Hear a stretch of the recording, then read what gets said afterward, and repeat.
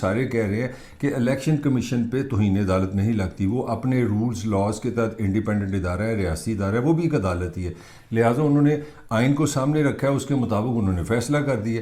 ہاں یہ بات ہے کہ سپریم کورٹ فیصلہ کر سکتی ہے کہ یہ آپ نے آئین کے متضاد فیصلہ کیا، مگر اس کا یہ مطلب نہیں آپ نے توہین کی ہے۔ جس طرح کہ ایک سپریم کورٹ کے پاس کیس جاتا ہے ہائی کورٹ کا، تو یہ نہیں ہوتا کہ سپریم کورٹ اگر فیصلہ بدلے تو وہ جج کو تم نے توہین عدالت ہماری کی ہے یا ہم جج کو بھی سزا دیں گے۔ وہ کہتے ہیں ٹھیک ہے، جج نے اپنی لیگل انٹرپریٹیشن کی ہے، ہم جو ہائر کورٹ ہوتی ہے وہ اپنا ڈیسیژن کر دیتی ہے، اور جو سبارڈینیٹ کورٹ ہوتی ہے اس کو یہ فیصلہ ماننا پڑتا ہے۔ تو ہوگا یہ جو بھی سپریم کورٹ فیصلہ کرے گی حتمی فیصلہ وہی ہوگا، مگر الیکشن کمیشن نے یہ بنیاد بنا لی ہے کہ جناب ہمارے پاس راستے ہیں، ہماری مرضی ہے۔ اب میں آتا ہوں حکومت کا اصل پلان کیا ہے۔ حکومت کا اصل پلان بالکل سمپل ہے۔ پہلے تو انہوں نے اپنی بڑی کامیابی سے کنفیوژن کریٹ کر دی، جو میں نے آپ کو شروع میں بتایا کہ الیکشن 30 اپریل سے ہوتے چلے گئے ہیں وہاں پہ 8 اکتوبر پہ۔ اب